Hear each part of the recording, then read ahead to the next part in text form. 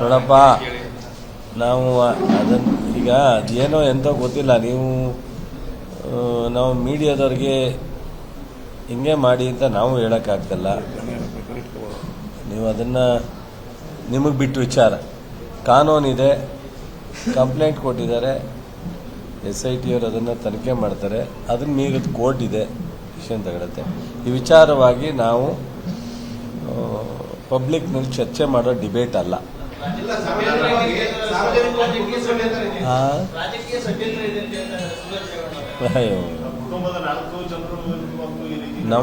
ನಮಗೂ ಅದ್ರ ಬಗ್ಗೆ ಒಂದು ರೀತಿ ಮುಜುಗರ ಇದೆ. ಏನು ಮಾಡೋದು? ಇದು ನಮ್ಮ ಕೈಲಿದೆಯಾ? ನಾವೇನಾದ್ರು ಅದನ್ನು ಸರಿಪಡಿಸೋದಕ್ಕೆ ಅಥವಾ ನಾವು ಅದನ್ನು ಇದ್ರ ಬಗ್ಗೆ ಕಾಮೆಂಟ್ ಮಾಡೋವಂಥ ಪರಿಸ್ಥಿತಿಲಿದ್ದೀವ?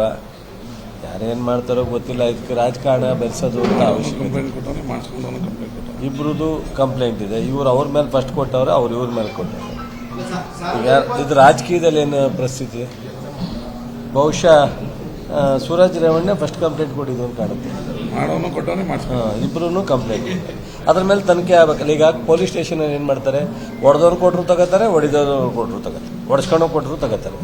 Case and counter case. ನಮ್ಮ DSP ಎಲ್ಲ ಇದ್ರು, ಎಲ್ಲ ಹೋದ್ರೆ ಕೇಸ್ ಆ್ಯಂಡ್ ಕೌಂಟ್ರ್ ಕೇಸ್ ಇಲ್ಲ ಅನ್ನಂಗಿಲ್ಲ. ಕಂಪ್ಲೇಂಟ್ ಕೊಟ್ಮೇಲೆ ಕೇಸ್ ತಗೋಬೇಕಲ್ಲಪ್ಪ, ಆಮೇಲೆ ತನಿಖೆ. ಸತ್ಯ ಸರಿ ತಪ್ಪು ಅನ್ನೋದು ಆಮೇಲೆ ನಿರ್ಧಾರ. ಹಂಗಾಗಿದೆ ಈ ಕೇಸಲ್ಲಿ. ಇದರಲ್ಲಿ ರಾಜಕಾರಣ ಏನು ಬರುತ್ತೆ? ನೀವು ಹೇಳಿ. ಅಲ್ಲ ರೀ, ಕಂಪ್ಲೇಂಟ್ನ ರಾಜಕಾರಣಿಗಳು ಕೂಡ ಕೇಳಿದ್ರ?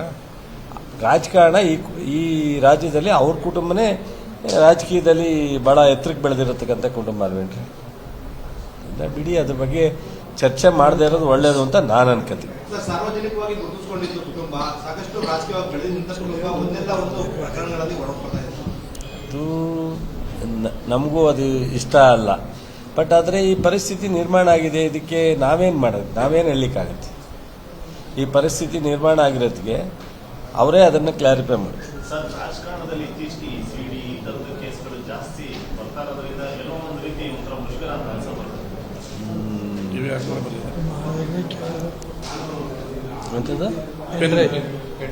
ನಾವ ಬೆಳಗ್ಗೆ ಎದ್ದು ಹೇಳ್ತಿದ್ದರು.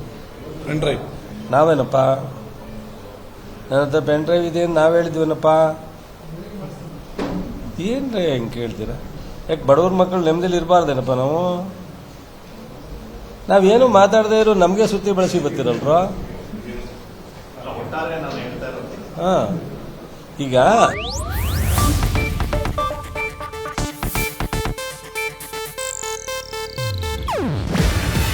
ಇದು ಏಷ್ಯಾನೆಟ್ ನ್ಯೂಸ್ ನೆಟ್ವರ್ಕ್ ಪ್ರಸ್ತುತಿ. ನೀವು ನೋಡ್ತಿದ್ದೀರಾ ಏಷ್ಯಾನೆಟ್ ಸುವರ್ಣ ನ್ಯೂಸ್.